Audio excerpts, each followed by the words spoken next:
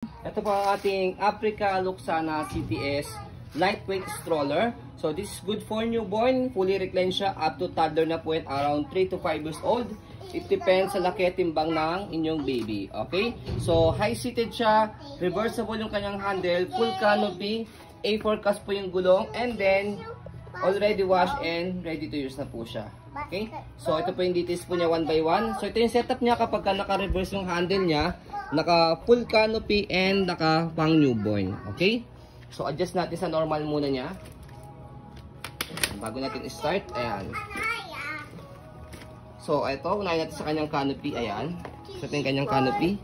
So blue na blue siya. Meron na siya napaka-light lang ha. Na-fade. As you can see, hindi nga siya makikita eh. Sobrang light lang kasi talaga. So meron siyang lock dito sa gilid. Okay? Ayan. Sobrang light lang talaga, halos hindi talaga siya kita. Okay? So ito siya, setup niya kapag pang newborn, fully reclined. Meron siya newborn pad sa head and body. Kapag toddler na si baby, pwede niyo na po yung tanggalin. Extra pad. Ayan, para mas malambot siya. 5 harness, safe na safe si baby, wala po yung putol. Okay? Next natin, kapag nakaupo siya, ayan, adjustable po ito, pwede nyo siyang pull back. Ayan, and then, upo natin siya. Ayan, okay, yan siya pagka nakaupo. And then, next natin yung front handle niya. May pad siya. Press lang itong kulay white, button, kapag ilalagay o tanggal si baby. And then, salpak lang. Ayan. Next natin yung kanyang footrest. Tapakan ng paa, pati yung gulong sa harapan. So, hindi put-put yung gulong niya sa harapan. And meron siyang stopper kapag naka-reverse yung handle niya. Okay, body frame niya, ayan. So, this is pre-laba, expect minimal scratch. Ayan, kung ayaw nyo po ng may scratch, brand new na po yung hanap po ninyo, worth 34,000 po yun. Hindi madilaw? Hindi po siya naninilaw. Ayan. Kasi pag naninilaw, overuse po yun. Ayan. Ito, basketball, and go, go, go. Go.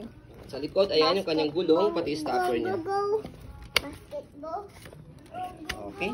So next natin yung kanyang basket sa likod, and then dito siya ina-adjust. Atakin niyo po itong dalawa pag gusto niyo po siyang iupo. Press, shoot niyo po yung daliri niyo rito and then pull down kapag gusto niyo po siyang ihiga. Okay? So next natin, ayan yung kabilang side ng body frame.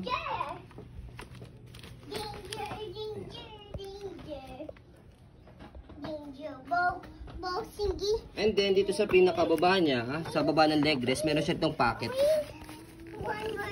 Next natin sa handle, check natin kung meron siyang tear. Ayan. So, wala naman siyang tear. Ayan.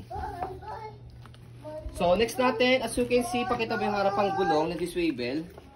Yung likod, hindi. Pero kapag ni-reverse siya, ito, dalawa, shoot nyo lang siya dito. Ayan. So, makikita po ninyo, ito naman yung iikot. Ayan. So, ayan, nakita nyo. Ito naman yung naka-straight. So, ang purpose po nyon, yun po yung A4 cast for easy maneuver. Easy left, easy right. Ayan. Okay? So, next natin, i-fold naman natin siya. So, ayan. So, ayan, sa pag-fold po sa kanya, napakadali lang po ng mga lightweight stroller ni Africa sa pag-fold. One hand fold, one hand open. So, try natin. Slide nyo lang siya, kailangan naka-unlock. Press yung ilalim, angat yung likod, and then pull down. Ganun lang. Sa pag-open, ganun lang din. Press yung ilalim, angat yung likod, tapos bubukan nyo lang po siya. Diba?